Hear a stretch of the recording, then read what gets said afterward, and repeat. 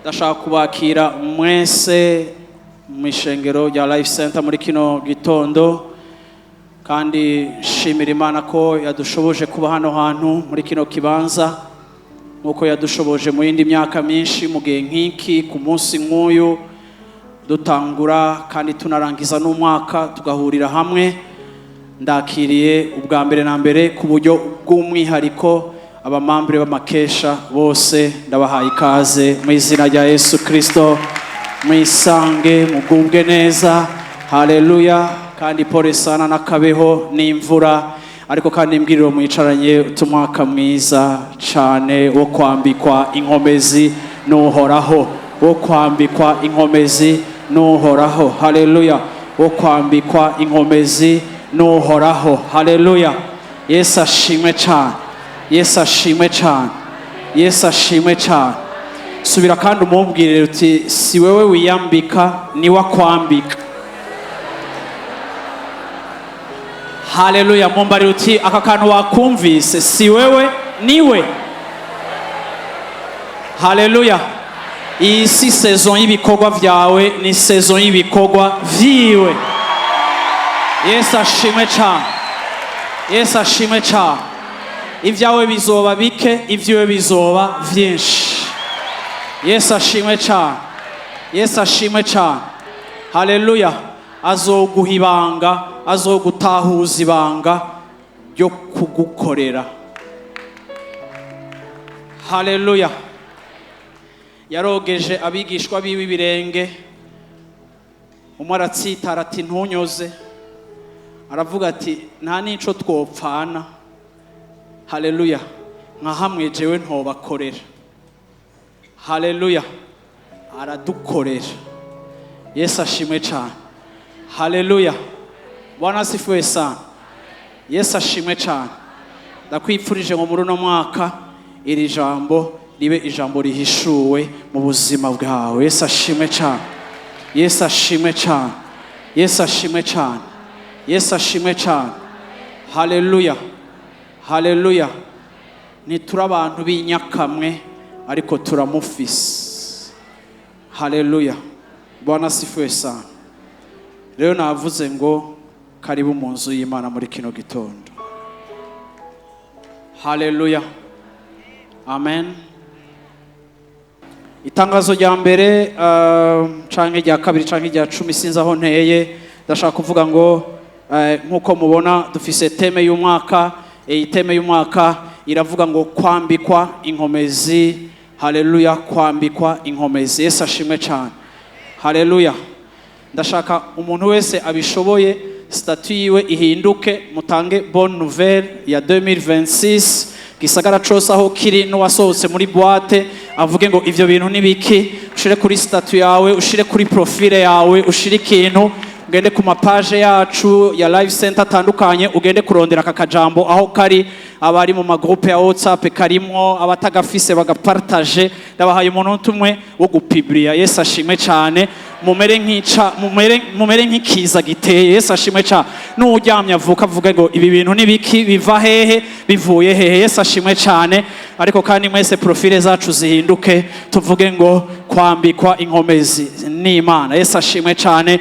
Iyi ni inkuru nziza ku gisagara, inkuru nziza ku gihugu. Yesu ashimwe cyane. Inkuru nziza ku muntu wese aho hariho ivy'Imana dukorera twe tudashobora kwikorera. Bwana asifiwe sana, haleluya. Abo vyorohera mu bikore, abatama mwihangane, bizoba lendi uko ntimushobora no kumenya naho moja kubirondera. Bwana asifiwe sana. Ariko nimuje kuri Facebook, nimukaduhe kuri Facebook kajanye na WhatsApp, kajanye n'ikintu cose.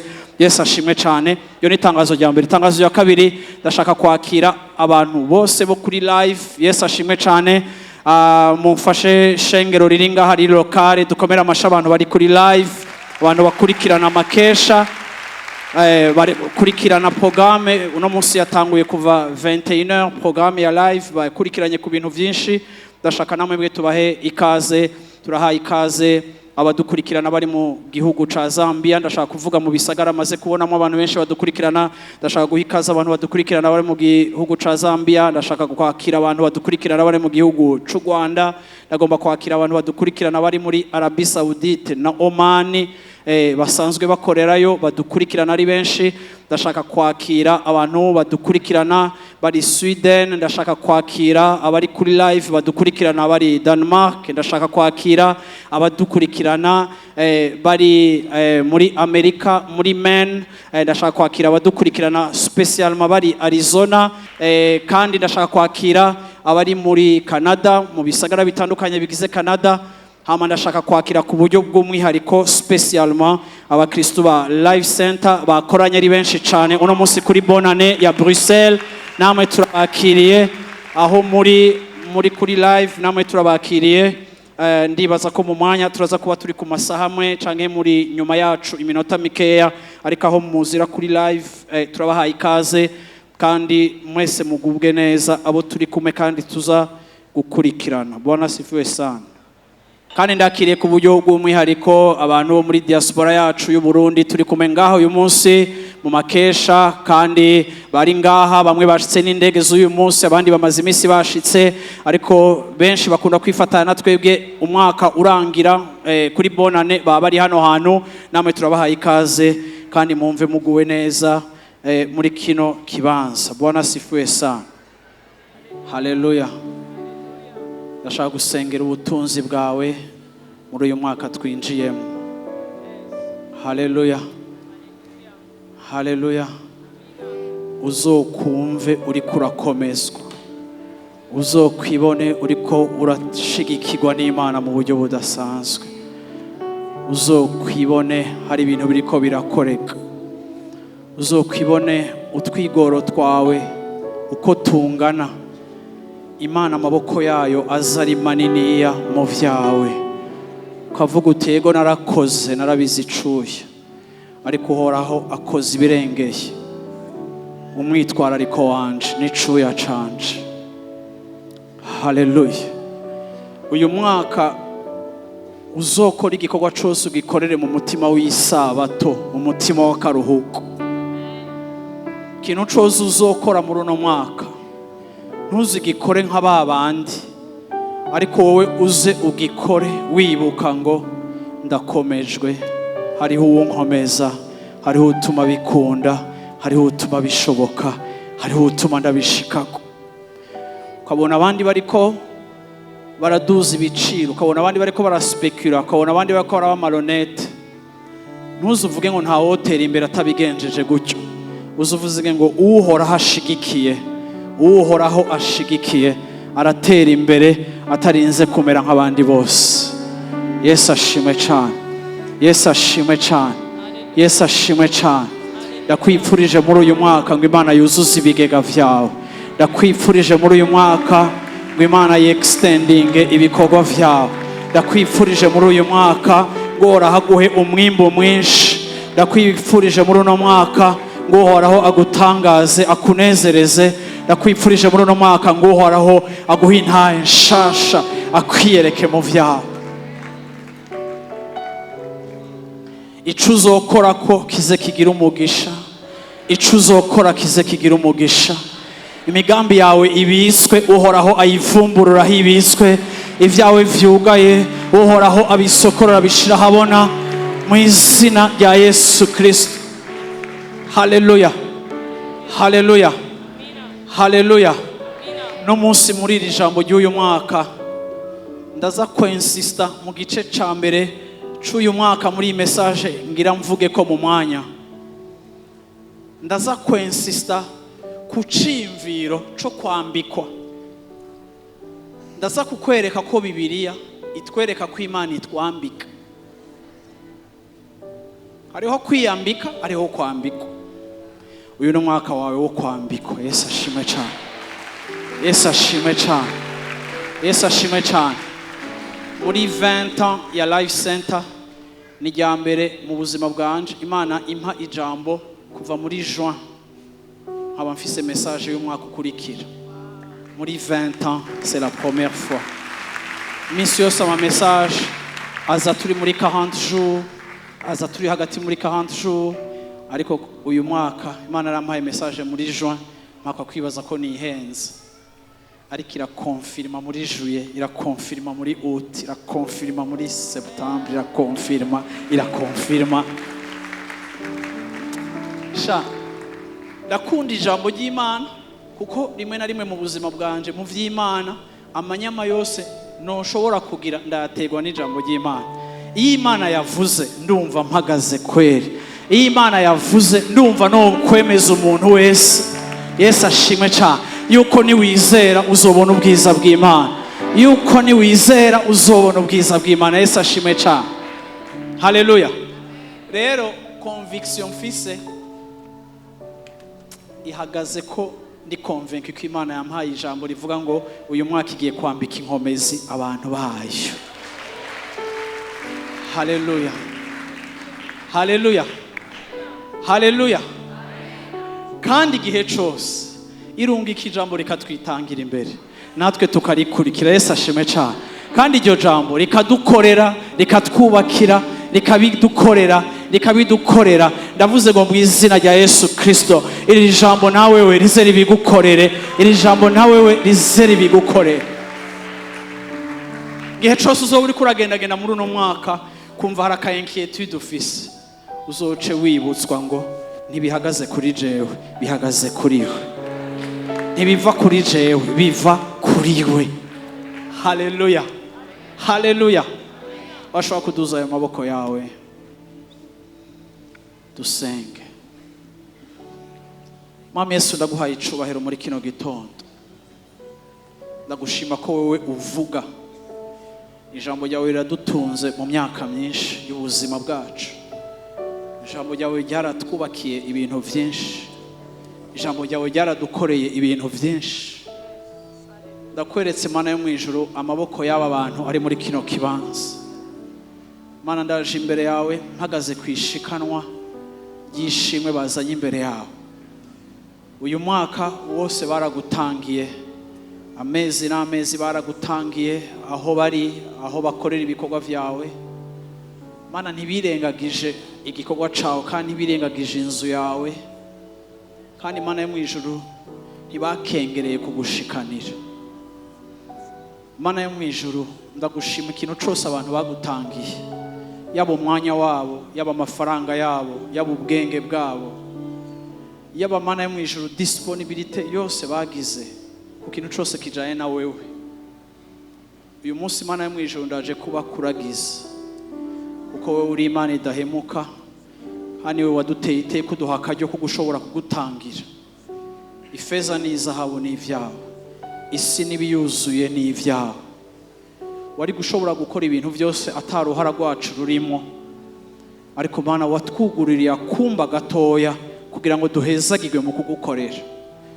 Ndakuragije ibikorwa by'aba bantu bose by'umwaka uheze, ibikorwa bagukoreye, amataxi, amabisi bafashe, abatambutse n'amaguru, abakoze ibikorwa byawe aho basengera, abakoze ibikorwa bitandukanye bari muri difficulty, batorohewe, bakenye, rimwe abantu babatwenga, rimwe abantu bacokora Imana yabo, rimwe abantu basuzugura igikorwa bakora, ariko Mana ntibaretse kugukorera.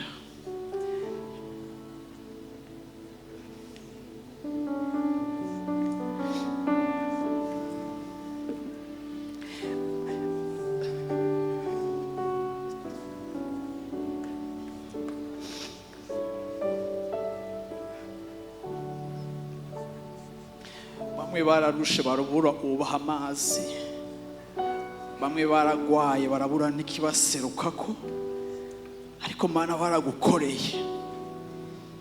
Bamwe Mana bafise ibyabahenuye ariko bakavyuka bikonkomura bakagukorera.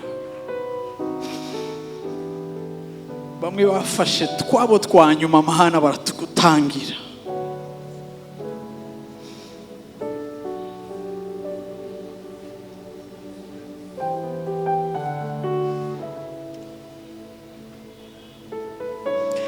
Umuriro ntiwababujije kugukorera, ibihuhusi ntivyababujije kugukorera, ubukene ntibwababujije kugukorera, kubura ntivyababujije kugukorera.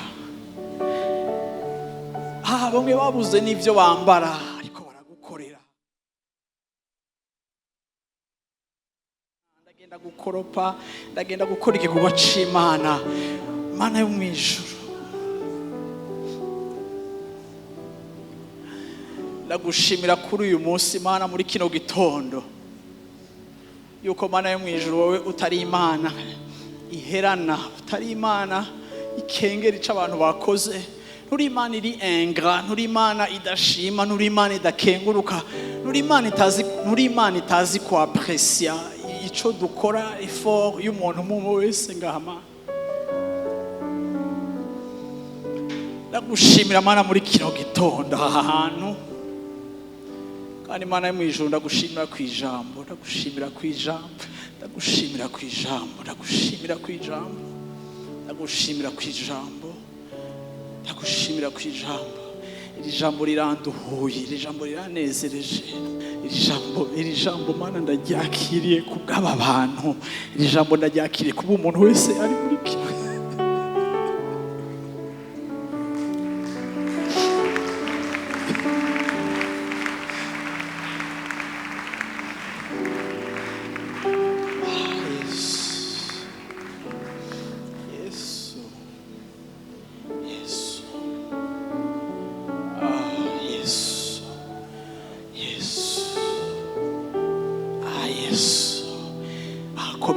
Komeza ayo maboko aregarega, komeza ayo maboko aregarega, komeza ayo maguru aregarega, komeza Mana, komeza Mana, komeza Mana. Oh Papa, manifeste, Papa, manifeste,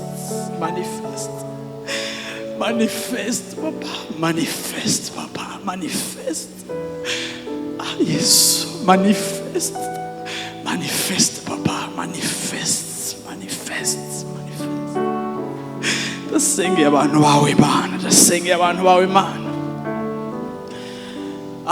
Nta kintu na kimwe Mana tubiba mu bwami bwawe, nta kintu na kimwe Mana tugukorera cibagirana ngo kizimangane caye gitagaza agaciro. Rien Seigneur. Ndagushimira Mana abantu bagukorera batidoga, ndagushimira abantu bavyuka mu gatondo, ndagushimira abantu bahaguruka, ndagushimira abantu Mana bataneshwa, ndagushimira abahizi bo mu bwami, ndagushimira ingabo, ndagushimira Mana nabo menga bameze nk'amagufa bahaguruka kandi bagasubira bakavuduka bakagira umuvuduko. Ndagushimira Mana ivyo bikogwa, ndagushimira ayo maboko, ndagushimira iyo mibavu yo mu maboko yabo ariko itangana na resultat bafise. Ndavuze ngo Mana, komeza ishengero ryawe, komeza abantu bawe Mana, komeza abantu bari sensible ku vyawe Mana, komeza ayo maboko. Ndavuze ngo amaboko yawe akomere, ndavuze ngo amaboko yawe akomere, ndavuze ngo igikorwa uzosengera kize gikomere, ndavuze ngo niwashira ikiganza ku bana bawe baze bakire, ndavuze ngo niwasengera umuryango wawe baze babone kugira neza kw'Imana, ndavuze ngo ico uzokora ko kize kigira umugisha, ndavuze ngo umugisha wa Abrahamu ukubemwo, ndavuze ngo amahanga hezagirwe muri wewe kuko wizeye kandi yuko uri uruvyaro rwa Abrahamu, ndavuze ngo uhoraho abarabe ryiza, ndavuze ngo uhoraho abashoboze, ndavuze ngo uhoraho abakomeze, ndavuze ngo uhoraho abahe umuvuduko aho umansi yari iteze kubivamwo, aho umansi yari iteze kuhenuka, aho wari umaze igihe waranahenutse, ndavuze ngo uhoraho asubire kandi akuvyure, uhoraho asubire kwambika inkomezi, uhoraho asubire kandi akurenuvele, uhoraho asubire kurestore, uhoraho asubire kuhavive. Haleluya, mu izina rya Yesu Kristo. Abantu b'Imana bavuye ngo amina, abantu b'Imana bavuye ngo amen, abantu b'Imana bature mu majambo ngo bibe gutyo, vuga ngo bibe gutyo, in Jesus name. Mu gice ca kabiri ku murongo wa 19, mu buzima bwacu bw'agakiza hari igihe kenshi uburyo twigishwa kandi twagiye dufashwa mu majambo y'Imana menshi atandukanye, ni kenshi dukunda kumva ivyo dusabwa canke ivyo dukwiye gukora mu buzima bwacu bwo kujana n'Imana, mu kubaha Imana, mu gukurikira Imana, mu gushira mu ngiro ivy'Imana iriko iratuganiriza. Kenshi mu buzima turakunda kumva uruhara rwacu, turakunda kwibutswa uruhara rwacu mu bintu kanaka tugomba gukora. Ugasanga rero rimwe na rimwe umuntu akunda Imana kandi yumvira abayeho ubuzima vy'ukuri agerageza gukora ico cose Imana ikiramuganiriza, afunisa effort kugira ngo iki gihinduke mu buzima bwiwe, ashike kuri iki. Tubayeho mu buzima tugomba kwameliora ibintu vyose, imibereho yacu, ngene imiryango yacu ibayeho, ngene ibiki.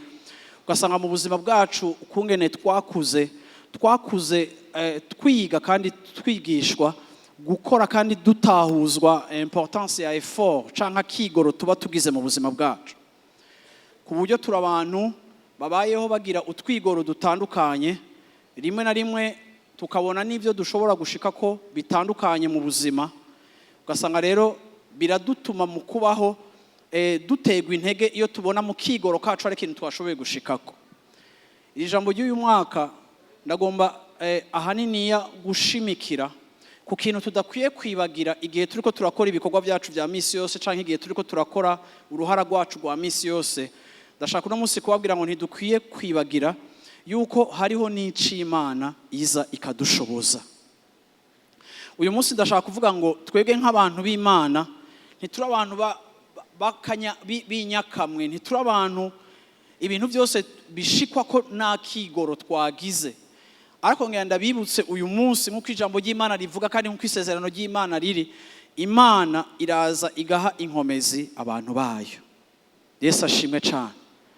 Haleluya, haleluya. Inkuru mpereye ko mu gusoma ni inkuru y'igihe uyu mwana mutoya Samuel yari yatanzwe na nyina mu nzu y'Imana kugira ngo akorere Imana. Ariko Bibiliya ikatwereka yuko uyu muvyeyi uko umwaka utashe yama akaza yiyumviriye gukorera impuzu umwana wiwe. Ndashaka uyu muvyeyi mumubonemwo umutima w'Imana, kuko uyu muvyeyi yashobora kumenya besoin y'umwana, yashobora kumenya yuko umwana impuzu yamwambitse umwaka uheze ni umwana akura, agira igikuriro, ni impuzu icafura, ni impuzu isaza, ni impuzu ihura n'amasanganya mu kazi. Uyu muvyeyi akibwira uko umwaka utashe yuko azomushonera agakanzu, akagenda kumwambika, akagenda amukorera agahuzu gashasha, akamwambura impuzu ya kera. Iki kimenyetso cyo kwambugwa iyi impuzu ya kera ndacite ni nk'ikimenyetso cyo kuzana, ni nk'ikimenyetso cyo kuzana ubushasha n'ubutoto mu buzima bw'uyu muntu. Samuel yaba yabize icuya, Samuel yaba yakuze, Samuel hari igihe yaba ariko aranatambuka n'impuzu akumva isigaye imufata kuko yari yaba yakuze, ariko akamenya ngo umwaka ni wahera nubwo impuzu iri kirandenga, nubwo impuzu ishaje, ndazi yuko mama azoza kunyambika kandi niyampa impuzu nshasha nzoba aleze kandi izomererwa neza. Yesu ashimwe cyane. Iki gikorwa c'uyu muvyeyi cari igikorwa kigarukana ubutoto canke kigarukana uburyohe mu buzima bw'uyu mujene, kandi cari igikorwa no kwita igikorwa ca renouvellement, igikorwa ca rafraîchissement, igikorwa co kunagurwa, igikorwa co gusubira gutotahara no gusubira kugira ubuzima bwiza no gusubira kuba aleze no gusubira kumererwa neza. Iri jambo Imana igihe yari Imana yarambwiye ngo nzo kwambika inkomezi ishengero ryanje.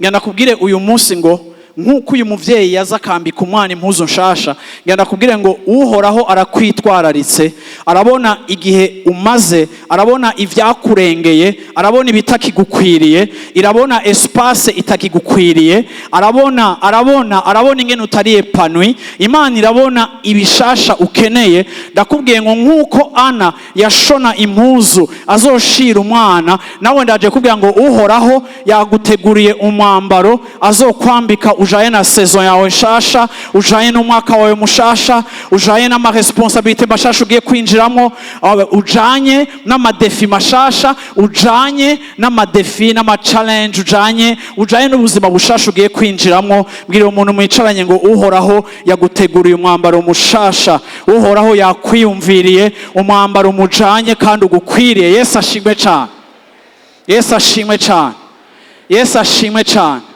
Haleluya. Hari igihe uri nka Samueli ushobora kuba uri kuratambuka ukavuga ati ariko jewe numva narengewe. Hariho abantu ngomba kuvugishwa ko uno munsi muri kino gitondo, hariho abantu yumva yarengewe, hariho abantu particulièrement numva Imana igira yimure, Imana igira ishira hiyaguye, Imana igishira ahandi hantu, Imana igira ishira ahandi hantu aho bagukigwa kurusha uko bari basanzwe bameze. Ndavuze ngo uhoraho agushire ahiyaguye, ndavuze ngo uhoraho yoroshe. Yesu ashimwe cyane.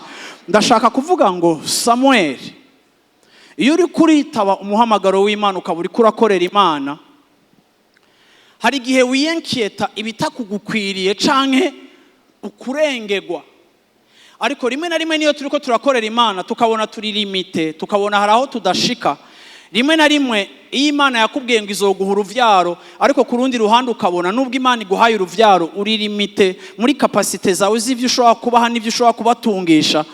Rimwe na rimwe ukabona ntufise n'ivyo ubarihira canke ngo batunge, uraraba ukavuga ngo yego abana n'umugisha ariko ndi limite.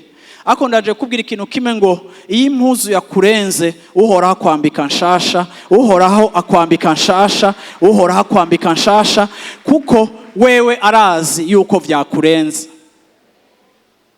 Warubizi Samuel ntiyandikira nyina kuri WhatsApp ngo impuzu yandenze, ntiyandikira mama wiwe ngo vyandenze vyagize gute. Oya, parallèlement uko ari kararengwa, mama wiwe na wene yarantisipa akavuga ati ibyo ari byo byose ujya mwana wanje, narabonye ko afise igikuriro, ibyo ari byo byose ujya mwana wanje, ndabona ko akura n'ingoga, ibyo ari byo byose ujya mwana wanje, kagahuzu namugurira kaka uniforme karane passe, ubu rentrée scolaire irageze, ndagiye kumugurira kandi gashasha, sishaka ko atangura na ya uniforme, sishaka ko atangura na vya birato. Ndashaka kubagiraga abantu b'Imana ngo iyo uri kurajana n'Imana irakwiyumvirira. Imana iriyumvira mu kibanza cawe, Imana iriyumvira mu kibanza cawe. Reka kubaho nk'uko umenga wewe wikoreye umugambi w'Imana, Imana iri insoucieux canke Imana itari conscient y'amarimite canke ibigezweho canke ibikenewe. Ndaje kubibutsa ngo ico uri kurategura cose, ico uri kurajamo cose, uri kurajanamo n'Imana bijya bitaratungana. Ndakubwiye ngo uwuruta Ana ariko arategura, uwuruta Ana ariko arashona, uwuruta Ana ariko aritegurira kujya uri kuritegurira saison nshasha. Nuhora ariko aragutegurira saison nshasha kandi ariko arategura umwambaro ujanye n'igihe ugiye kwinjiramo mu izina rya Yesu Kristo. Umuntu w'Imana avuge ngo amen. Umuntu w'Imana avuge ngo amen. Haleluya. Yesu ashimwe cyane. Ndakwinginze ngo uyu mwaka wa 2026 uwubemwo ufise conscience yuko Imana iriko irakubakinga up. Yesu ashimwe cyane. Yesu ashimwe cyane. Yesu ashimwe cyane. Muri ekipe ya football hariho batwebwe tumarka amabu, ariko amagori twinjije naho ubihariye cyane n'ubiharire ntaco bihindura koko niko bimeze. Yesu ashimwe cyane. Amagori twinjije dufise aba defenseur, ikintu bakora barabakinga up, bagaproteja victoire yacu. Haleluya. Twamenya ko bariyo tukamenya ko nta gitego cinjira, twamenya ko bariyo twamenya ko dufise gardien, tukamenya ko aza gupreserva victoire. Ndashaka kubwira ngo ivyo uzoshika ko vyose n'ivyo uri kurashika ko vyose utanguye kwihebura ngo mbe ngo nzobigenza gute. Ngenda kubwira ngo nimba hari watumye ubishikako ni wa wundi nyene. Haleluya. Mu gihe udatahura ingene bizogenda ni wazoza akakubera backup. Yesu ashimwe cyane. Akakubera usekuriza tes arrières. Ndaje kubwira umunsi muri kino gitondo ngo hariho umuntu inyuma yawe. Yesu ashimwe cyane. Ndaje kubwira muri kino gitondo ngo hariho umuntu, haleluya, astabiliza intambuko zawe. Yesu ashimwe cyane. Ashiri drapo, ashiri kidodo ku kintu cyose uri kurashikako. Ndaje kubikubwira, ndabigusubiriremmo. Yesu ashimwe cyane. Niwe abikora, si wewe ubikora. Hariho umuntu ashobora kuba karanyumviriza akavuga ati sha iri jambo kweri ragoye kwakira kweri gasha none ntigwanye ko gasha none gasha ntimenye none je ntagize amacenga yanje ntagize gute ngo vyogenda ko shanga Imana ngo yishinga ngo yogwa kunzira. Nimba ukivyimvira gutyo onya we ni turi kumwe muri 2026 ariko nimba uvyimvira différemment ndashaka kugira ikintu kimwe ngo nturi wenyene. Samuel yarashobora kwicara muhira karuhuka akamenya ngo nubwo ndiko ndi complexa kubera umwambaro ndazi ko mama ariko aranyimvira ko Yesu ashimwe cyane. Bantu b'Imana ni sécurité n'uyu mutekano ndiko ndabipfuriza muri 2026. Niki cimviro ndiko ndagukomunika muri 2026 wewe ntiwokwigira ni wakugira. Haleluya. Haleluya. Iki kintu gitahuye uraruhuka. Ndavuze ngo mu izina rya Yesu Kristo uyu mwaka ukubera umwaka wo gukora icayi cyo cyose ukora ariko uruhutse kubera inyuma yawe hariho umuntu ariko arashigikira ariko araherekeza ariko araproteja. Yesu ashimwe cyane. Ni waturuvuge ngo Mana haleluya uri inyuma yanje uri imbere yanje. Yesu ashimwe cyane. Osubiramo iryo jambo turi inyuma yanje kandi uri imbere yanje. Haleluya nzoruhuka nzotekana. Bwana asifiwe sana. Yesu ashimwe cyane. Igihe Imana yampira ijambo naguma numva nshaka kuvuga ngo nkumva umenga Imana iri kirambarira ariko nkumva nshaka kubiformira autrement nkavuga ngo ni umwaka w'inkomezi ni umwaka wo gukomezwa n'Imana ariko nkaguma numva muhemu yera yensista umwaka wo kwambikwa. Haleluya. Kwambikwa. So kwambika rero ni kintu particulier. Igihe cyose Nouveau Testament ivuga kuri Saint Esprit muzogenda mubona yuko muhemu yera avugwa mu buryo umenga no mwambaro. Igihe abigishwa babwirwa kugenda kurindira muhemu yera barabwiye ngo muhemu yera haleluya azogera gute azobazako. Iyo umuntu akwambika akurenza kw'ikintu agushira kw'ikintu aza mu mutwe wawe akakwambika. Muribuka kera tucambara imipira sinzi mwe mufise imitwe mitoya ariko hariho bamwe wasanga banigana kugira ngo bamwinjizemo umupira bagaheza no kukwambika amaso yatukuye ariko nyene bakakwambika. Yesu ashimwe cyane. Yesu ashimwe cyane. Haleluya. Amina. Rero iyo tuvuze kwambikwa ni kintu wowe utikorera. Bamwe muri mwebwe hariho n'impuzu zimwe udashobora kwiyambika usaba abantu bagufasha umuntu akakwambika. Igihe rero Yesu yari karabwira abigishwa byo kuja kurindira muhemu yera avuga ngo muhemu yera azobazako. Haleluya. Bwana asifiwe sana. Igihe kimwe Yesu yarabwiye Petero muri aya majambo ameze nko kwambikwa ariko igihe Yesu yabibwira Petero yariko amubarira kubijanye n'uburongozi bwa muhemu yera. Aramubwira ngo igihe kiraje kandi igihe kizoshika aho utazowugishobora kwikenyera ngo wiyambike wijana ushaka ahubwo uwundi muntu azoza akwambike agukenyere agutwara aho udashaka. Ibi Imana yabivuga ishaka kuvuga kuri Petero yuko igihe kizoshika hatarongorwa na kameremere ariko aho muhemu yera ari wazoza haleluya akamwambika icimviro ciwe akamutwara pas nécessairement aho kamere kiwe gashaka ariko azomutwara aho Imana ishaka. So kenshi iyo Bibiliya ikiratubwira kuri muhemu yera tumwumva mu buryo bw'umwambaro.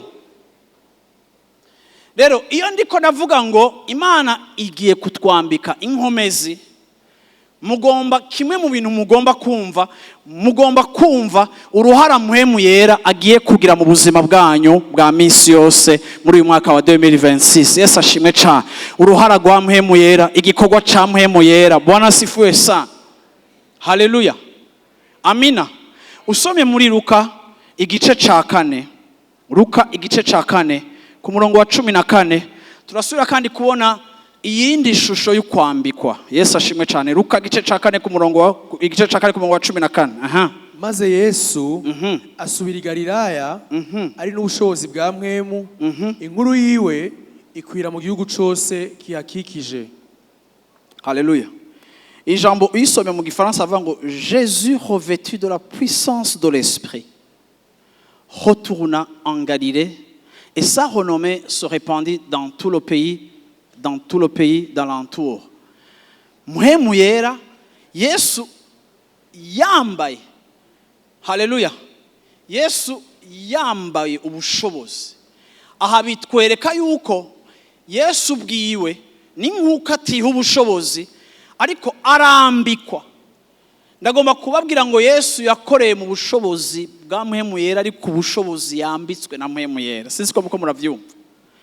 Kandi uyu mwambaro niwo wamushoboje kugendagenda mu bisagara bigatuma izina ryiwe ricika rurangirana. Ndiko muranyivaga abantu b'Imana. Yesu hatariho kwambikwa hariho efficacity atari kugira, hariho ibintu atari gushikako. Asangwa Yesu rero yarinze kwambikwa ubushobozi bukamutuma ashika kubikomeye. Ndagomba kuvuga ngo nawewe ibanga ry'ubuzima bwawe muri uno mwaka rigiye kuba iryo kumenya kudepanda kuri ambikwaje. Aho Muhemu yera ari wabikora, aho Muhemu yera ari we utuma. Umviriza iri jambo ryavuze ngo uyu Muhemu yera yamwambitse ubushobozi bituma izina ryiwe ricika rurangirano. Sans le revêtement, il n'y a pas de succès ou de popularité. Yesu ntiyari kumenywa hatariho kwambikwa. Nawewe hari ibintu bimwe bimwe uzokwihotuva udashobora gushikako kuko hari ahantu quelque part ubuzima bwawe butariko burakonsidera yuko hari ahantu ugeze ukeneye kudepanda ku bushobozi bw'Imana. Ego Petero, ubugombe bwawe hari ibintu bigushikanako, ariko ubugombe bwawe muntu w'Imana bwonyene ntibuhagije. Hariho abantu bari muri kino kibanza bamaze ku experimenta échec, kandi iyo échec yagushize mu kibanza cyo guca bugufi no kumenya ngo bwa bundi naho uranzi ko ndumuhanga, ariko nta buhanga bwanje, nta bukomezi bwanje, n'igihe cyose byashobojwe kumure nabishoboye, anashobojwe n'Imana atavyo narinze. Bigagutuma uvuga ngo Mana, ubu nta ntambwe nzotera utajanye nanje, ntaco nzokora utajanye nanje, kuko narababajwe narakomerekejwe n'ivyananiye. Uyu mwaka singomba kunanirwa, ndashaka kwambikwa na wewe Mana nshikana, Mana mperekeza, Mana nshoboza, Mana ntabara. Yesu ashimwe cyane. Usomye Luka igice cya 4 ku murongo wa 18 agace kayo ka mbere gusa. Luka 4 ku murongo wa 18, aho nyene muri Luka 4 ndashaka kwereka importance Bibiliya yerekana kubijanye n'igikorwa ca Muhemu yera mu buzima bwacu. Yesu avuga gute hano hano? Ngo Muhemu uhoraho ari kuri jewe. Muhemu w'Imana ari kuri jewe. Sinzi ko mwumva yuko Yesu mu buryo adekriva canke mu buryo adusobanurira atwereka ko Muhemu w'Imana ari kuri jewe. Ni nk'uko umenga Muhemu w'Imana ari kuri we muri forme ya douche. Haleluya. Muhemu w'Imana ari kuri jewe.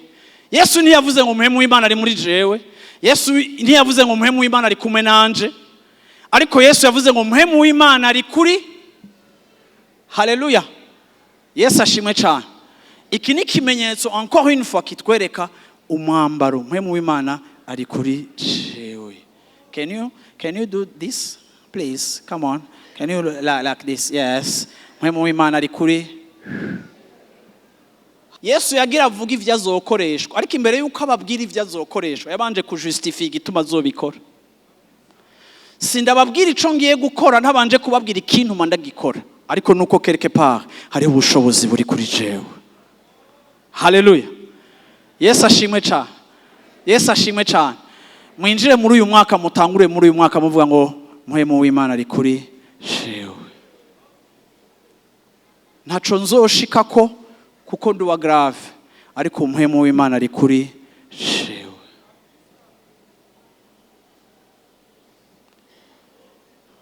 Haleluya. Amen. Amen. Nico gituma nizera ko uno mwaka uhoraho agiye kutwambika. Yesu ashimwe cyane. Si kuvuga ko iyindi myaka atatwambitse. Yesu ashimwe cyane. Ariko ko meditation yacu iri muri direction bigiye kuba byinshi kurushiriza. Yesu ashimwe cyane. Yesu yaravuye mu masengesho y'imisi 40. Yesu yaravuye kwisonzesha, ariko bamuhaye umuzingo ntiyavuze ngo mvuye mu maombi, ntiyavuze ngo mvuye ku musozi, Yesu bamuhaye umuzingo akawuzungurura, yasomye Yesaya chapitre 61 aravuga ngo mpwemu w'Imana ari kuri. Yaba ari je nawe twari kuvuga ngo niko maombi. Uronze maombi. Ngana kubwire ko hari n'abantu basenga bakananigwa kuko rimwe na rimwe ushira ivyizigiro muco wakoze, ukibaza ko inkomezi zawe ziri muco wakoze, Imana ikabibloka kugira ngo ikwigishe yuko ntibiva kuco wakoze, biva kuco yakoze. Nico gituma igihe Yesu yafatuye umuzingo akasoma iki gice, yashatse kujustifia ntibihagaze ku masengesho mvuyeko, ako bihagaze kuri mpwemu w'Imana ari kuri jewe. Nico gituma ngiye gukiza, nico gituma ngiye kubohora, nico gituma ngiye gukora ibi nibi. Abahisha icumba c'amahombi, abahishukira mpwemu yera. Haleluya, amen. Imana ishimwe cyane. Bwana asifiwe sana. 1 Samuel chapitre 17. 1 Samuel chapitre 17, verset 38 et verset 39. Ngiye guhereza aha hantu. Maze Sawuli yambika Dawidi imyambaro yiwe, amwambika n'inkofero y'umuringa mu mutwe n'umwinjiro w'ivyuma. Dawidi araheza ahagatira inkota yiwe hejuru y'iyo myambaro, agerageza gutambuka ngo arabe kuko atabimenyereye. Maze abarira Sawuli ati, ibi sinshobora kubijana kuko ntabimenyereye. Nuko Dawidi aravyiyambura. Haleluya, haleluya, amen. Igihe turi mu buzima bwacu bwa misi yose, ndazi ko abantu benshi bafite amaproje muri uno mwaka, ndazi ko abantu benshi bafite ivyifuzo, hari abakwipfurije, abazi imigambi yawe bakwipfurije ibintu bikwiye kugenda neza muri uno mwaka. Turi ngaha twicaye ngaha tufise ivyifuzo vyinshi tugomba gushikako, ariko rimwe na rimwe hariho ikosa rihora rishika canke ikosa duhora tugwamwo, aho tuza kwisanga ivyo dushaka gushikako mu buzima ni vyiza, ariko uburyo twibaza twobishikako nibwo atari bwiza. Nkuko Pasteur Joel yavuze, tugasenga tuvuga ati Mana, aho nananiriwe canke esheke z'umwaka uheze, Mana yamba kugira intsinzi. Ngenda bamenyeshe yuko hari abantu n'uyu mwaka bashobora kunanirwa kuko bihenze strategy. Vuga uti strategy. Iyo unaniwe ugasubiramwo inzira waciyemwo yagutumye unanirwa, uba ufise risque nini yo gusubira kandi kunanirwa igihe udahinduye méthode ya fonctionnement. N'est-ce pas mes chers amis? Haleluya. Yesu ashimwe cyane. Rero ngira ndangize ndabaha ibanga mugomba gukoreramwo uno mwaka. Bwana asifiwe sana. Igihe Dawidi yaja kugwana na Goliath, hariho ubwoba bwinshi kuko abantu bose bari bamaze imisi bari muri defi, uyu mugabo abatera ubwoba kandi vy'ukuri biboneka ko ata muntu umwe ashobora guhangana na Goliath. Bibiri bivuga ko Goliath yaramaze imisi 40 aprogressa, atwara territoire abantu b'Imana batakaza ikibanza kubera Goliath. Muri uko gutakaza ikibanza, Dawidi aza ku rugamba hari ubwoba bwinshi cyane. Ariko na Dawidi amaze kubona ko hari ico yobikorera mu kugwanya Goliath, abantu bamukunda, abantu bamufitiye impuhwe, baramuraba baravuga ati uyu mwana agiye kwihanga uyu muntu, ariko kandi turabona aza kumererwa nabi. Baramubwira bati ibyo ari byo byose naho ugiye kumugwanya, ibyo ari byo byose nta ubizi kumure umunesha, ariko reka tukwambike. Agenda kwa Sawuli ariwe mwami. Sawuli amuha impuzu ziwe zari zikomeye, amuha ibigwanisho byiwe byari bikomeye. Aravuga ati uyu mwana muto tutazi nuko afise experience ya komba, reka basi tumwambike izi mpuzu z'umwami zirakomeye, basi ntapfe nabi, niba mutabagure tubona, ariko basi apfe en douceur, ariko ntadupfire ko nabi, reka tumwambike. Mu buzima mwagiye mugira ibibazo, ndashaka kubwira umuntu ibi bintu bikoncerna. Hari ibibazo byinshi winjiyemo kubera abantu bagukunda. muri 2026 ndagomba kugutera intege ngo ntusubire kugwa muri iryo kosa. Abantu badukunda si babi kandi turakunda badukunda, ariko ngenda kubwira ngo abantu badukunda barafise aho bagarukira. Uyu munsi nje kukubwira ururimi rw'ijambo ry'Imana. Uyu munsi nje kukubwira ururimi rw'ijambo ry'Imana. Abadukunda barafise aho bagarukira. Abakunzi ba Dawidi, abiyumvira protection yiwe, baramwiyumviririye impuzu yo kwambara. Baramuhaye amaproposition. Hari igihe mu buzima twibaza ko ibintu tubishika ko dufise connection. Hari igihe ibintu twibaza ko tubishika ko dufise abantu badusuporta. Hari igihe twibaza ko ibintu tubishika ko tuzinanye na naka. Ugasanga izo nzira zose zitubwira ko twonesha intambara yacu, twonesha Goliyati, turavyitiza kugira ngo dushike kuri ya ntumbero. Ariko nimukubitiza amaso inyuma, urabe ahantu wagiye uhemukirwa, ukaheyariza yuko ico wari wizigiye atari ico caguhaye inkomezi. Ni bande bari ngaha bashitse ku bintu bimwe bimwe batari bazi ko batoshika, ko batari kumwe n'abantu kanaka, ariko uhoraho yakugiriye ubuntu ukabishika ko kandi batarimwo. Nimburi ngaho uvyemeza werekana ukuboko kwawe. Warubizi hariho n'ibintu mu buzima Imana igushikanako abantu ntibemera intahe yawe kuko ntiyumvikana, ariko we mwibanga ukamenya ngo iki kintu ni Imana yakinshoboje, iki kintu ni Imana yagikoze. Wahagarara ukavuga ngo ni Imana yabikoze, ngo toka escrow toka. Ariko genda kubwira ikintu kimwe, shishikara kuvuga ngo ni Imana yabikoze. Yesu ashimwe cyane, kuko ugo n'ururimi rw'abantu bazi yuko uhoraho ni watugira gute, ni watwambika inkomezi, ni watuma bishoboka, ni watuma bironkeka, ni watuma dushika. Haleluya, haleluya. Iminsi yose abantu si babi, ariko iminsi yose abantu ntibari inspiré na Saint Esprit. Haravumwe uwizigira umwana w'umuntu. Haleluya. Musubira muri ijambo, haravumwe uwizigira umwana w'umuntu. Ese urashobora kwimagine ko Bibiliya ivuga yuko uvumwe igihe confiance yawe uyishize mu muntu nk'uko umenga ni wazokugira? Ngo pastor ngega bafisa biwabo ha unagashanga muri iki gisanga udafise uwanyu, udafise wa iyo ni icimviro c'ubupagani. Ushobora kuba udafise na udafise numwe, utagira imbere n'inyuma, utagira iki, ariko uhoraho wenyene arikwije, uhoraho arikwije, uhoraho arikwije. Ugashishikara uraba biwanyu uzohusha Imana, ukazoshishikara urondera biwanyu uzohusha Imana, ukazokushikara ubisemba abantu uzohusha Imana.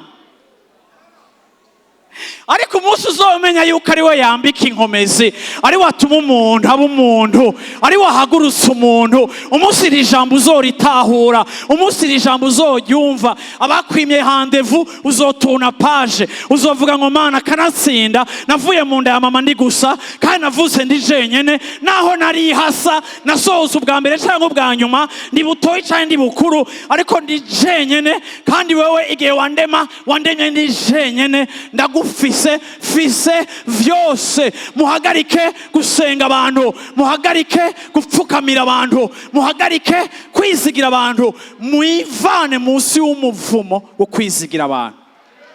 Mwizigire uhoraho azobagirira neza, mwizigire uhoraho azobashoboza. Abantu nabone nibaza, Bwana asifiwe sana, abantu nibatubera umugisha, tubarabe tuvuge ngo Imana yakurungitse, ni Imana yakurungitse. Haleluya, merci, ndi reconnaissant. Ariko kandi ucugenda upfukame ubwira uti Imana manda gushimire kurya muntu wandugikiye, kuko iyo utamurungika ntiyari kuza. Hari iminsi bakwirengagiza ntibakubone, hari iminsi bavuga ngo hewe ngo ujya muntu ngo arafise ijambo kandi umaze imyaka 30 uvuga, akaba ariho bakikumva. Hari umunsi Imana ituma batakubona, ariko hari umunsi Imana ituma umenyekana, bakakubona bakakumenya. Reka kujya ibihara abantu ngo haba niwoni, oya twene turaba victime, bakuone basikuone, ni nja nafanya unaonekana. Mnanisikia wandugu wapendwa? Nja nafanya unaonekana. Lero ivyo bintu vy'imihari, abakristo b'imihari, kuvyimba. Arrête. Niwe akwambika inkomezi. Ndavuze ngo niwe akwambika inkomezi. Reka nakubwira ikintu kimwe, naho abantu batokubwira merci, iyo ivuze merci. Haleluya. Dawidi baramwambitse, aravuga ati kumbure vyomfasha. Haleluya. Aravuga ati kumbure vyomfasha. Ariko hari igihe ibikoresho by'abantu, hari igihe amaboko y'abantu nayo nabafise limite. Igihe Dawidi reka aragenda yambaye ivyo bihuzu, yagenda kwanza bimuremereye, abikuruta, kagenda akaravuga ati ariko kweri ibintu banyambitse. Ariko bakaba bambwiye ngo ibi birakomeye. Umwami umunsi umwe baramurashe ngaha bigera gutya, akagenda.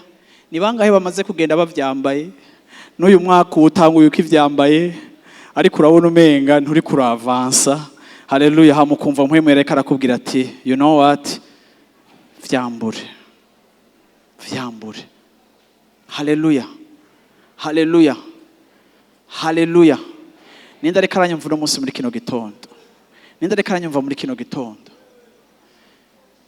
Kwizigira ibintu bimwe ngo nivyo bizogushikana.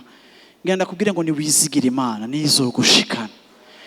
Reka mu vyimviro vyawe ube conscient ko Imana iriho kandi ko yexista, kandi yuko ari yo tuma ushika, ari yishigikira intamboko zawe. Bwana sifuwe sana. Igihe Dawidi yari kagenda yambara ivyo bihuzu ngo aribwira mu mutima. Haleluya. Amina. Aravuga ati sishobora gutambuka nambaye ibi bihuzu. Sinda bimenyereye. Izi nyambaro ntazomenyereye. Ni nkuko Dawidi yareka arababwira ngo ndazi ko je narigeze kunesha ntambaye ibi bintu. Narigeze kubona Imana ntambaye ibi bintu. Narigeze kubona Imana ntafise izi connection. Narigeze kubona Imana ntafise ibi bikoresho. Narigeze kubona Imana ntafise izi diplome. Ubu ndi PhD, ariko narigeze kubona Imana nkiheza humanite. Ntivyayisavye diplome kugira ngo ndayibone. N'igihe ntari bwayironka narayibonye. None ubu unyansigaye ngena ntwaye urutwe nkavuga ngo ndi PhD, nsigaye nshira imbere diplome, kandi n'igihe ntari ndayifise naronse akazi keza. None ninyugurura imiryango canke ni Imana yugurura? Mega n'ibikoresho vyugurura canke ni Imana yugurura? Hari igihe CV ikuboreza, hari igihe ivyo ugezeko bikubwira ngo nivyo bizogushikana ku bindi, ariko wahindukira ukibuka yuko atana kimuragerako. Uhoraho yarakwambitse, aguha kunesha idubu, aguha kunesha intambwe, aguha kunesha ibintu vyinshi. Dawidi aravuga ati sha, ibi ntavyo nari nambaye igihe nanesha, ariko naranesheje. Kandi sinigeze mba mal à l'aise igihe nanesha nkuko ndi mal à l'aise nateye imbere. Abateye imbere Yesu ashimwe cyane. Abateye imbere Yesu ashimwe cyane. Je ndakunda kuganiriza abantu bateye imbere Yesu ashimwe cyane. Kandi reka nganize n'abagiye gutera imbere Yesu ashimwe cyane. Hariho style de vie y'abantu bateye imbere, ahantu ushika kugira ngo kumaze gushika rero ngo tutangura kugira gutya. Dawidi yaramaze gushika ahantu ambwira ati ambara nk'umwami. Ako Dawidi aravuga ati no, sindi oblige kwambara ibi bintu. Ngana kubika ikintu kimwe ngo n'Imana niyaguteza imbere, ntuzose nk'abateye imbere, kuko Imana igihe yaguteza imbere ikagushira muri bo, niyo yakuzanye ikuvanye hari inyuma igutereka muri bo. Yesu ashimwe cyane. Ntutegerezwa gusa nk'uko basa kugira ngo wavance, utegerezwa gusa nk'uko ishaka kusa, kuko niyo yagushikanye kuri iyo niveau ugeze kuyo munsi. Yesu ashimwe cyane. Ntidusenga système, ntidusenga cercle, ntidusenga milieu social twapartena, dusenga Kristo. Nico gituma tera imbere uze gukora protocole, tera imbere uze gukoropa. Ntukeneye guhindura mode de vie kuko wateye imbere. Oya! Ariko kuko uzi ko source y'iterambere ryawe ari Imana, uzoshishikara ukora ivyo wahora ukora utarinze guhindura ingene ubayeho, kuko imyambaro imwe idutuma tutavansa, imyambaro imwe idutuma twavansa lentement, imyambaro imwe idutuma tudaprogressa. Ukavuga uti mbega ko progression yanje isigaye iri lente par rapport y'ingene natera imbere ataco nambaye. Ico nico Dawidi yibajije, aravuga ngo reka ndavyambure kuko n'ubundi Imana yompa intsinzi ntambaye ibi bihuzo. Par respect arabisubiza. Yesu ashimwe cyane. Yesu ashimwe cyane. Yesu ashimwe cyane. Ndarangije mvuga ngo ico Imana itazokwambika ntihagire umuntu azokikwambika mu izina rya Yesu Kristo. Mu izina rya Yesu Kristo. Haleluya. Yesu ashimwe cyane. Ndasubiriyemo ico Imana itazokwambika ntihagire umuntu uzokwemera akakikwambika. Yesu ashimwe cyane. Kandi wabona gifre na progression yawe uzumenye ngo speed yanje ntiyahora ariyi kandi narashoye no gutera imbere ataco mfise. Uhoraho niwe mwambaro wanje. Yavuze ngo mpwemu w'Imana ari kuri jewe. Haleluya. Niwe antwara akanshikana hariya agakora bijya na bijya. Bwana sifiwe sana. Haleluya. Haleluya. Ndarangije mvuga ngo kuri uno mwaka Uhoraho akwambika inkomezi.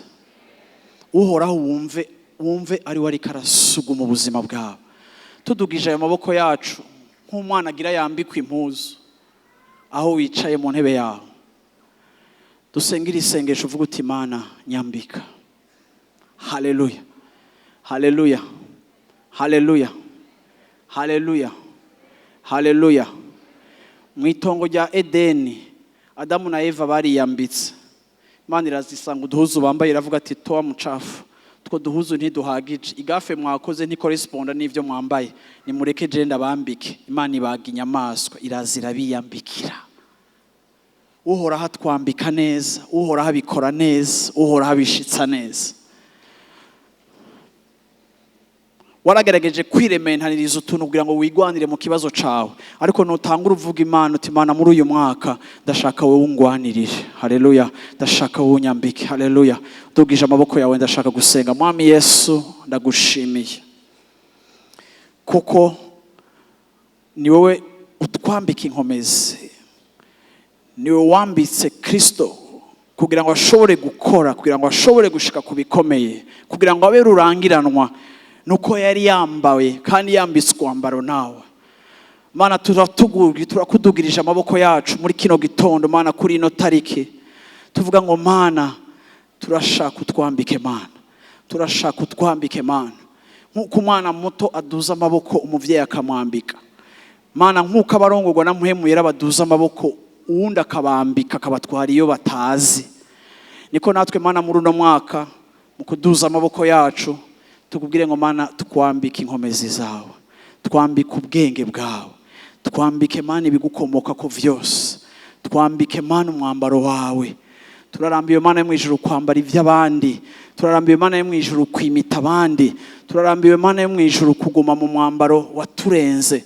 Turarambiwe Mana yo mwijuru kugumana umwambaro Mana yo mwijuru ataho washikanye ubuzima bwacu. Turavuze Mana muri kino gitondo muri ino saha hano hantu turavuze ngo Mana ambika abantu bawe, ambika abantu bawe Mana, ambika abantu bawe Mana.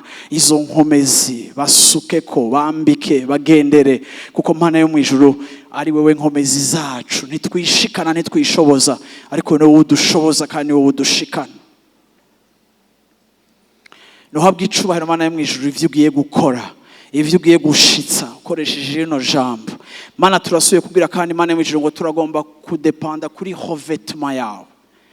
Turagomba Mana yo mwijuru gukonta kuri revêtement yawe. Turagomba Mana kumenya ngo ni wowe utwambika tukabegwa, ni wowe Mana yo mwijuru twambika, ni wowe utuma dushaza. Ndavuze ngo mu izina rya Yesu Kristo ambika ishengero ryawe Mana inkomezi zawe muri uno mwaka. Mana nkuko duhaye ijambo Mana rekira ijambo rikorera abantu bawe, rekira ijambo rikorera ishengero ryawe mu izina rya Yesu Kristo. Abantu b'Imana bavuge ngo amen. Abantu b'Imana bavuge ngo amen. Abantu b'Imana bavuge ngo amen. Abantu b'Imana bavuge ngo amen. Bwana asifiwe sana. Yesu ashimwe cyane. Haleluya. Amina. Twicaye hano hantu muri kino kibanza nyene. Turi hano hantu. Ndabona kuri image, ndabona kuri écran, okay, barayikuyeho ariko ntaco.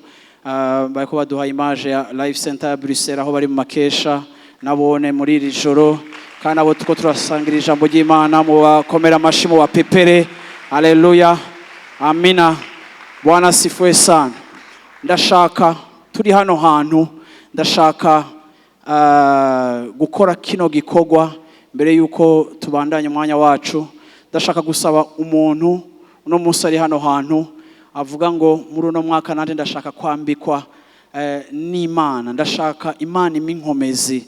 Naratakaje byinshi byarononekaye mu buzima bwanje, nta bucuti n'Imana nsanzwe mfise, ariko muri uno mwaka wa 2026 ndumva mfise decision mu mutima wanje yo guha ubuzima bwanje Kristo. Ndafise decision yuko ubuzima bwanje ndaburagiza Kristo uyu mwaka ndagomba guhitamwo, ndagomba gukurikira Yesu imyaka yanje yose isigaye. No musi ndumva ko ndi decide, no musi ndumva yuko nshaka kwiha Yesu. Igikorwa cyose, ikintu cyose kigize ubuzima bwanje, ndagomba ko Yesu afata control. Ndashaka kumuha ubuzima bwanje. Kaburi ngaho kabuvuga uti ndashaka kwakira Yesu nk'umwami n'umukiza, kabutarafata decision ku gatwe kawe yo kumuha ubuzima, nawe uri kurandaba kuri live aho uri, aho wicaye mu nzu muri bya bisagara byose twavuze, aho kavuga uti ndagomba guha ubuzima bwanje Yesu Kristo. Uyu ni umwanya wawe, iyi ni mama yawe iri reserve spécialement kuri wewe. Dushaka gufata umwanya wo kugusengera. Nkuko ata muntu agira mariage yinyegeje, nkuko ata muntu agira mariage mu kinyegero ariko ayishira habona agashinga intahati ndi mu rukundo nafatanye na naka njanye na naka, niko natwebwe iyo twakira Yesu tubikora ku mugaragaro tutinyegeje, kuko turi fier kwinjira muri iyi relation. Wizera mu mutima wawe ko yapfuye ku bwawe, ko yazutse mu bapfuye, kandi yuko ari wowe wenyine ashobora kukubohora icaha agakiza ubuzima bwawe, akaguha amahirwe yo kuzoja mu ijuru igihe uzova muri ubu buzima. Ndashaka kugusaba uze hano imbere, tugiye kugusengera. Ndashaka aho uri, naho wa wicaye kuri niveau ya kabiri hariya muri rya etage, naho wowe uri hehe, ndashaka gusaba abantu bavuga ati uyu munsi ndahisemo gukurikira Yesu. Ndashaka uze ngaho imbere, tugiye kugusengera. Ntugira amasoni, nturaba bo mwazananye, naho wazaye n'agakopine kawe, naho uri umuhungu w'ifyeri cyangwa umukobwa w'ifyeri muri kapitale, wambura agafyeri kawe uvuge ngo uyu munsi, muvuga mutavuga, uyu munsi n'umunsi wanje wo guhura na Yesu. Uyu mwaka ntusiga, sinzosubira kubaho uko nabaye. Ndabasabe muze ngaho imbere, munyaruka muvaho muri.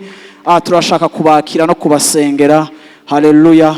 No gusaba Imana kugira ngo irongore ubuzima bwanyu no kubafasha gufata iyi decision no kugira iyi declaration yo gukonfia ubuzima bwanyu Yesu ahari. Haleluya.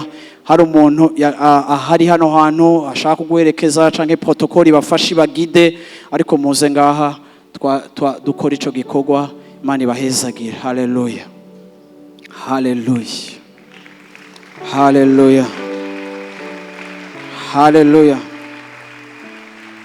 Haleluya. Haleluya. Bwana sifiwe sana. Haleluya.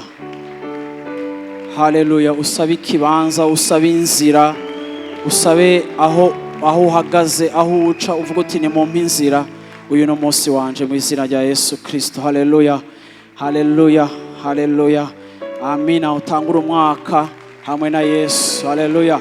Kandi agushingira intahe ngo uyu mwaka wawe uzoba umwaka wo ku-experimenta.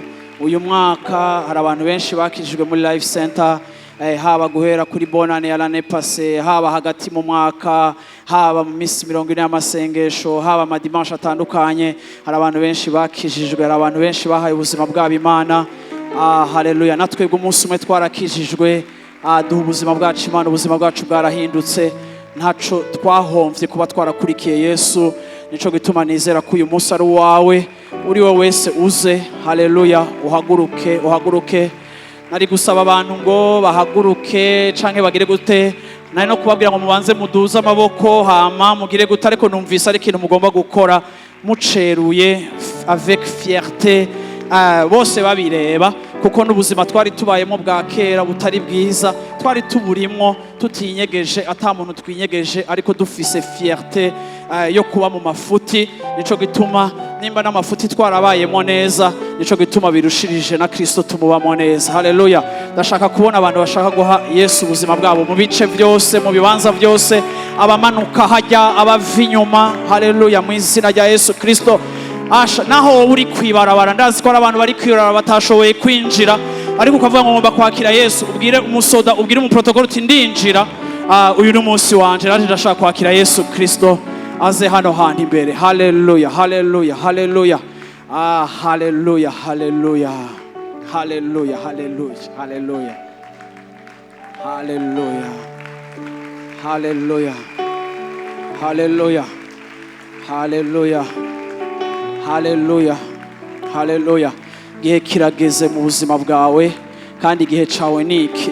Ijambo ry'Imana rivuga ngo niwumva ijwi ry'Imana, haleluya, uyu munsi nyene hakiri umunsi wihane. Ntubigire projet, ntubigire vya kera, kandi ntuhomba akaryo kubikora public. Mango ndabikorera muhira. Hari n'abantu duhamagara guca bakaza kuturondera igikorane caheze ngo pastor ngo nanje ngo nashaka gukizwa ngo nanje mu nsengere. Oya, aka karyo nikagucike, ntusubire inyuma uko, ntutahe bitabaye, ntutahe bidakoretse mu izina rya Yesu Kristo, mu izina rya Yesu Kristo, mu izina rya Yesu Kristo, mu izina rya Yesu Kristo. Haleluya. Abasenga mumfashe gusenga muri ico kibanza, musengera abantu bafise ubwoba, musengera abantu bari atake, musengera abantu bariko baraduta, musengera abantu bari atake mu vyimviro vyabo, bateye ubwoba biyumvira ngo mbega ni ntabishobora. Hariho n'umuntu avuga ngo mbega yenagenda imbere hama sizobandanye. Ngana kubwira ngo nuhora azoguha inkomezi, si wowe uzokwibandanisha, si wowe wishikana. Natwe nuhoraho yashishikaye kutubera inkomezi. Uhoraho niwe yadushikanye, uhoraho niwe yadukomeje. Haleluya. Si kubw'inkomezi zawe, si kubw'ubwenge bwawe, ariko ntigo bw'amahemu w'Imana. Mu izina rya Yesu Kristo niwe azogushoboza. Hari n'uwundi ashobora kuvuga ngo narigeze kuja imbere ngo namanje imbere ariko nkabivamwo, ariko ndavuze ngo uyu munsi kubwira ibanga ry'iri jambo, uhoraho niwe agiye kugushoboza. Wagomvye gukurikira Imana mu nkomezi zawe, ariko udugije amaboko yawe uravuga ngo Mana ndabikora mu nkomezi zawe, niwe uzonshoboza, sizokwishoboza, niwe uzonshoboza. Haleluya. Ntimurambirwe kubakomera amashi. Yesu ashimwe cyane. Iki nico kintu conyene Bwana asifiwe sana. Iki nico kintu conyene kiba mwijuru, hakaba umunsi mukuru. Bibiri ivuga ngo iyo umunyavyaha umwe, apana babiri, apana batatu, umwe yihanye, mwijuru haba umunezero mwinshi, haba umunezero mwinshi. Umunyavyaha umwe yihanye. Yesu ashimwe cyane. Iyo turonse promotion mu kazi, mwijuru nta munsi mukuru baho. Haleluya. Iyo ukiza ingwara, mwijuru nta munsi mukuru bayo. Ariko iyo umunyavyaha umwe yihanye, mwijuru haba umunsi mukuru. Ndumva hakiriho abantu bagiye gutera umunezero ijuru. Reka ijuru rihimbazwe, reka bambi ijuru rihimbaze kubera wewe wakijijwe. Reka Satana guhomba gutakaze mu izina rya Yesu Kristo. Reka Satana gutakaze, reka Satana guhombe, reka Satana akubure. Haleluya. Hariho uduce ntabonamo abantu bavamo canke ngira nuko murinda kuzunguruka. Mukreye autoroute bantu b'Imana, mukreye espace. Haleluya. Abana bavuka, abana bavyagwe. Bwana asifiwe sana. Haleluya, haleluya, haleluya, haleluya, haleluya, haleluya. Yes, amashi yanyu nabandanye. Abanyuma kenshi baba ari abakozi b'Imana badasanzwe, abatinye baba batekeye imihamagaro idasanzwe. Haleluya. Mu izina rya Yesu Kristo, uhoraho kuvuture akuvane muri iyo ntebe. Mu izina rya Yesu Kristo, mu izina rya Yesu Kristo. Ndagwana n'ikiriko kirakugwanya mu izina rya Yesu Kristo. Ndagwanya n'ikinyoma Satani ariko arakubwira mu izina rya Yesu Kristo. Ndagwana n'icimbiro cyose kiriko kirakubuza ku avansa ngaha imbere mu izina rya Yesu Kristo.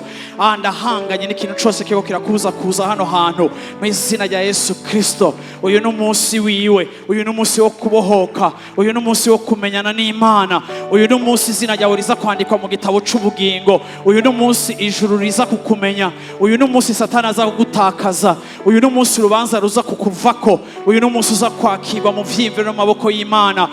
Mumfashe mu bakomera amashi kuko baracari benshi. Numva umenga bararuta n'abari ngaha imbere already. Haleluya. Mubazane bashake bahagarare hanze, mubareke bahagarare hanze ariko bagire pa yo kwavansa. Yesu ashimwe cyane. Numva hariya hejuru nabone mubaherekeze, ntibagwe mu ngazi, mubaherekeze. Haleluya, haleluya, haleluya. Amashi menshi, amashi menshi, amashi menshi, amashi menshi.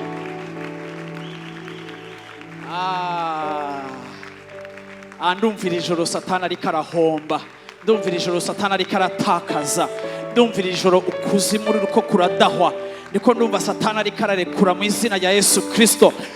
Mu izina rya Yesu Kristo. Aba baragucika basabawe, aba baragucika basabawe. n'uyu aragucika, n'uyu si uwawe mu izina rya Yesu Kristo, mu izina rya Yesu Kristo. Hariho n'abari mu kibanza ariko yumva ashavuriye Imana kubera ibintu byamushikiye muri iyi minsi yahera. Ndakubwira ngo reka ntushavurire Imana, kuko Imana iri mu ruhande rwawe kandi niyo nshuti yawe. Nuze mumenyane iguha insobanuro, nuze mumenyane igutahuze igusobanurire. Mu izina rya Yesu Kristo, Imana iguhezagire, Imana iguhezagire. Muze mwese, abagabo n'abagore.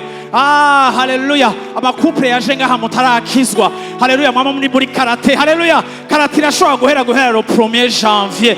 Yesu akavizita urugo rwanyu. Ahantu hariho ingo zagenderewe n'Imana kandi zabonye Imana, n'urwanyu rwogendererwa n'Imana rukabona Imana mu izina rya Yesu Kristo. Haleluya.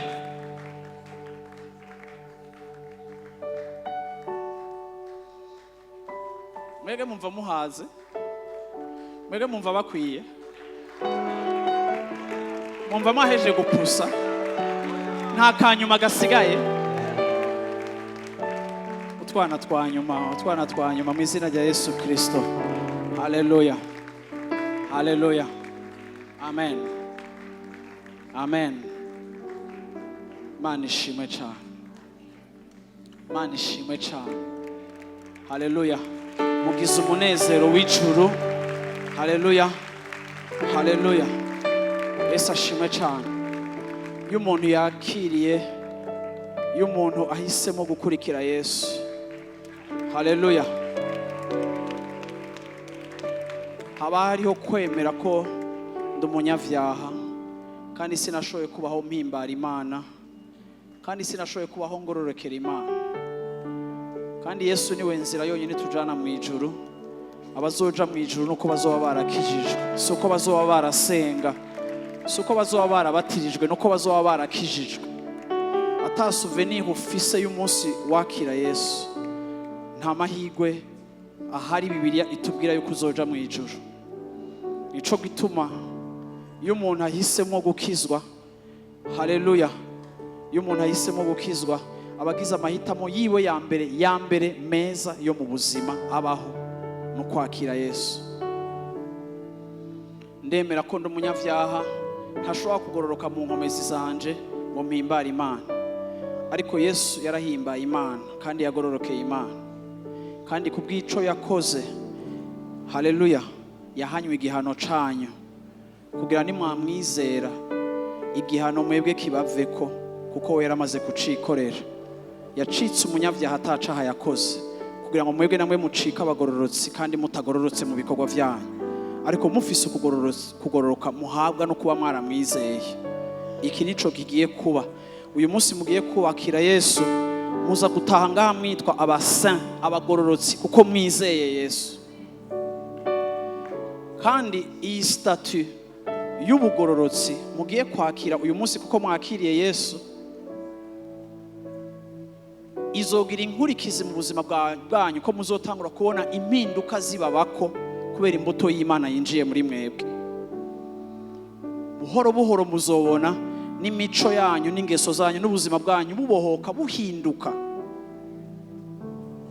Uhera uyu munsi ijambo ry'Imana rivuga ko mucitse ivyaremwe bisha. Turashaka rero kubafasha. Hariho abantu bahagaze hajya baza kubafasha. Turashaka kubakurikirana nk'uko umuntu avuka agakurikiranwa mu muryango, bakamurera agakura. Inzira z'Imana rimwe zirasaba yuko wigishwa kugira ngo utahure ubuzima bushasha watahuye ubwo aribwo. Abantu benshi baraza kwakira Yesu imbere ntibabandanye kuko batatahuye ico bakoze ico ari ico, kandi ko Satani yabafatiye hanze akababesha ngo vyapfuye, mwavyishe vyahagaze, ugaca ucika intege ukabiheba kubera utigeze utahura icabaye nibikurikira. Nico gituma nkuko mwahagaze ngaho imbere atasoni mufise, ntimugira isoni yo guhagararana n'Imana, niko dushaka mutwemerere tubafashe, tubaherekeze, tubakompanye kugira ngo uretse ko mwakijijwe mushishikare gukurira mu Mana. Iyi ngingo mufashe ikomere, itere imbere, ivemo ibindi byinshi byiza. Ejo namwe muze muzana abandi mugakiza, muzane imiryango yanyu mugakiza n'abagenzi banyu. Haleluya. Bibiliya ivuga ngo uyu muntu ari muri Kristo Yesu, ivyakera vyose vyakera biba biheze, nta kikwagira na kimwe kiba kikuriko, ariko eheraba byose biba bigize gute? Bicitse bisha. Guhera uyu munsi kubera declaration amajambo mugiye gukoresha akanwa kanyu mu kuvuga, mugiye kuba ivyaremwe bisha mu kwizera nk'uko ijambo ry'Imana rivuga. Birashoboka ko ni watahuza gusanga atacahindutse ku mubiri, birashoboka ko hanze utaza kubona ko ari cahindutse, ariko mu buryo bw'impwemu, haleluya, hari ikintu cabaye, impwemu yawe yabaye nzima. Umuntu adakijijwe Bibiri ivuga yuko impwemu yiwe ibipfuye. Uyu munsi impwemu zanyu zigira zibe nzima. Cyo gituma umuntu adakijijwe ataja mu ijuru, kuko impwemu ipfuye ntizoja mu ijuru. Naho yoba akora ibikorwa vyiza akaba umwana mwiza, Imana ikikorako nico Yesu yakoze ku musaraba. Nayo ni waba uri umwana mwiza, ubwana bwiza, iyo ngabire n'Imana yayiguhaye, nico gituma idakanga Imana. Ari ikintu gikora ku Mana n'amahitamwo ugize yo gukurikira Yesu. Rero ngiye gusenga nkuko ku munsi wa mariage abageni babwirana amajambo, bakaturana akanwa kabo yuko bazobana, yuko takizobatandukanya, niko namwe mugiye kuvuga aya majambo, kuko ku mugaragaro muje gushingira intahe ko muhejeje gukurikira Yesu Kristo. Haleluya. Amen. Amen. Ku munsi wa mbere ku mugoroba mwe muhagaze gaho imbere. Ku munsi wa mbere guhera saa 10 turashaka mwese kubabona, kubakira, kubazimana no kubashingira intahe, no kubakonekta n'abantu bashobora kubafasha babegereye, muze mukore ico gikorwa. Kubw'impamvu z'akazi n'ibindi udashoboye kuhaba, uzoze mu yindi minsi utubarire utwimenyekanishe. Naho ushaka kuza kutuvugisha ari dimanche muri kuri tukavuga ati ndi muri babandi, ntuzutinye, murafise access aho mutubonye duhagaze, muze kuturamutsa, muze kutuvugisha, nta kibazo. Na protocole ntibabuza kutwegera, nta problème. Twebwe turabakozi banyu, dushaka ko mumererwa neza, mugakura mu Mana. Yesu ashimwe cyane. Rero ntube nk'umuntu ari wenyene canke adafise ikimufasha, ariko mutabaze, musabe, mubaze, kugira ngo bikunde Satani ntiyibe icakoretse kuri uyu munsi, kuko n'umusuma kandi arabategereye, kandi arashaka ko iki kintu kitaza gushishikara. Haleluya. Shengero ry'Imana, ndashaka muhaguruke nk'abatemoin. Kwa kundi ku munsi wa mariage hari abaparrain n'abamarraine, muhaguruke nk'abatemoin, tugiye gushigikira aba bantu mu kubakompanya muri muco bagiye kuvuga no mu kubasengera. Umuntu wenyine atarakizwa abari wasigara yicaye, kuko nta nico yobafasha du reste, kuko ibyo tugiye dukore ntavyo bumva. Aho ukaba warakijijwe vraiment, ukaba warigeze kuri umupagani, iki kintu mucubahe vraiment. Jewe uyu mwanya niki gikorwa ndacemera, kuko je carahinduye ubuzima bwanje. Ibyo mvuga ndavyemera, ndi resultat y'agakiza, ndi nyungu y'agakiza, ndi inkurikizi z'agakiza. Nico gituma nemera ko aba bantu bari hano hantu harimo abantu badasanzwe, bari hano hantu batazi neza ico bakoze, ariko gifise porte ndende a long terme ku buzima bwabo. Haleluya. Subiramo aya majambo rero inyuma yanje, uvuga uti Mwami Yesu. Ndashaka mubivuge cyane, muvuge uti Mwami Yesu, muri iki gitondo tariki ya mbere kwezi kwa mbere 2026, ndizera ko wapfuye ku musaraba ku bwanje, kandi ndizera ko wazutse mu bapfuye. Kuri uyu munsi ndahisemo mu buzima bwanje yuko guhera uyu munsi ubaye umwami wanje, ubaye umukiza wanje, ubaye Imana yanje. Misi yanje yo kubaho isigaye yose nzobaho ndi uwawe. Mpisemo kuguha ubuzima bwanje, umbabarire ivyaha nakoze, umbabarire ko nagucumuyeko. Kuri uyu munsi amaraso yawe atunganya ubuzima bwanje. Igihano cari kugwa ku buzima bwanje we waracikoreye, wacitse umunyavyaha kugira ngo jewe ncike umugororotsi. Ko ndakwizeye guhera uyu munsi nitwa umugororotsi, ndagororotse kubera wewe. Kandi guhera uyu munsi ikintu cose cahora kinyagiriza, icaha nakoze mu vyiyumviro, mu bikorwa, mu mvugo, ndakibabariwe cose. Guhera uyu munsi ndajana na wewe, unshoboze kugukurikira. Mpwemu yera, ngwino unyigishe, ngwino wuzure ubuzima bwanje, ngwino ntahuze ibijanye na Kristo vyose. Ndagushimira Mana kumbabariye kandi ko ncitse icareme gishasha. Ndagushimira ku mbuto yawe iri muri jewe. Ndasenga Mana yo mwijuru kugira ngo unshoboze kugukurikira iminsi yanje yose. Ndagushimira ko ari wewe nkomezi zanje, nuhabwa icubahiro kuri uyu munsi mwiza udasanzwe ku buzima bwanje. Ndabisavye mu izina rya Data n'iry'Umwana n'irya Mpwemu Yera. Uvuga uti amen. Amen. Amen. Amen. Amen. Iyo watuye n'akanwa kawe, haleluya, urakizwa. Nta kindi bisaba, guhinduka bizoza. Ariko iyo watuye n'akanwa kawe ucika ukijijwe, kuko watuye ico wemera mu mutima wawe. Haleluya. Washobora kunyemera tukaduza ibiganza byacu tugasengera aba bantu, tukabahezagira urugendo rwabo rushasha rutanguye. Tuvuge ngo Mana bashoboze baherekeze. Bona sifiwe sana. Haleluya. Duhagurutse twese mbere ko tubandanya umwanya wacu turangiza kino gikorwa. Haleluya.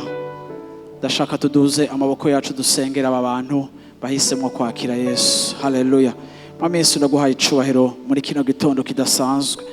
Ndagushimira Mana yo mwijuru yuko Mana urugendo rw'aba bantu rutanguriye hano hantu muri kino kibanza, muri kino gitondo. Ndagushimira Mana yo mwijuru yuko natwe umunsi umwe bwacu bufise ibibanza bwatanguriyemo, kandi guhera uyu munsi twaragukurikiye kandi ntituravyicuza, kandi ntaco twahomvye ntaco twatakaje uretse ivyo twungutse mu kugukurikira. Ndagushimira kuri aba bantu Mana bahisemwo bangana gutya Mana kugukurikira no munsi muri kino gitondo. Ndabasengeye ngo mu izina rya Yesu Kristo, Mpwemu Yera ubashoboze, Mpwemu Yera ubaherekeze, Mpwemu Yera wuzure ubuzima bwabo, Mpwemu Yera ukora igikorwa cyo kubohora ubuzima bwabo. Ndavuze ngo mu izina rya Yesu Kristo, icabahagurukiye cose, cumansi cose yakoresheje ngo adetwize ubuzima bwabo, cumansi yakoresheje cose ngo asambure ubuzima bwabo. Ndavuze ngo Satani nta impact, nta bushobozi kibafise ko. Ndavuze ngo inkomezi zawe, ndavuze ngo amakari yawe, ndavuze ngo ubushobozi bwawe bwabazirika bukabazirikira mu bitari vyo.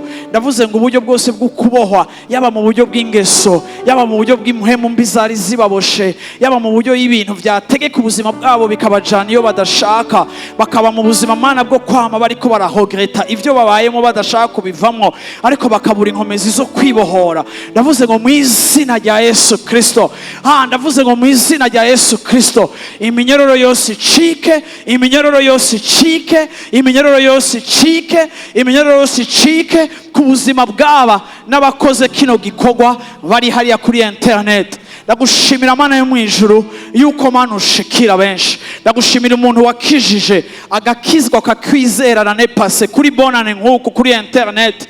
Uyu mwaka akiga amaklase yose akayaheza, agafata indege akava muri Canada akaza kubatirizwa mu Bubirigi, agasubira inyuma agataha. Uyu mwaka uheza kurikira Yesu, akunda Yesu kandi yakiriye agakiza muri salon. Ndavuze ngo n'uyundi wari we wese Mana yo mwijuru yahisemo kugukurikira, yahisemo gukurikira Mana inzira yawe, ndamusenge ngo mu izina rya Yesu Kristo, nubwo ari kuri distance Imana yacu iri omnipresent, ishika huri, ishika muri salon yawe, ishika mu cumba cawe. Ndavuze ngo nawe ushikwe ko n'ivy'Imana, ubohoke ukire ikikuboshe cose. Mana ibohora umubiri wawe, nimba ari ingwara, nimba ari bikuboshe, nimba ari vyari vyarakuziritse, nimba ari bigukurikirana, nimba ari kubura amahoro, nimba ari kubura itiro, nimba ari umunezero watakaye, nimba ari kumene no kwiyarurira umutwe, nimba ari kunywa ibintu no kwidroga kuko udaparvena kubaho utari munsi ya emprise y'ibintu biguha agahengwe. Ndavuze ngo mu izina rya Yesu Kristo,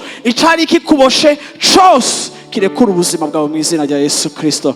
Uyu munsi, guhera uyu munsi, mutangure kugendera mu buzima bushasha, mufise inyota y'Imana, mubona impinduka ku munsi ku munsi. Mana ndasenze ngo muraba ntihagire ubutakara, ariko Mana ubazigamire mu kuboko kwawe, ubarongore mu nzira zawe. Mu myaka yabo yo kutamenya ntiwemere ko bazimira canke ko bahura n'ibintazi, ariko Mana mu rukundo wawe no mu kugira neza kwawe uyobore ibirenge vyabo mu nzira zawe. Mana turabahezagiye, turabatuye kw'ivyiza, turabavuze ku mwaka mwiza, mwaka wo kukubona mu izina rya Yesu Kristo. Abantu b'Imana bavuge ngo amen. Abantu b'Imana bavuge ngo amen. Haleluya. Imana ibahezagire. Amen.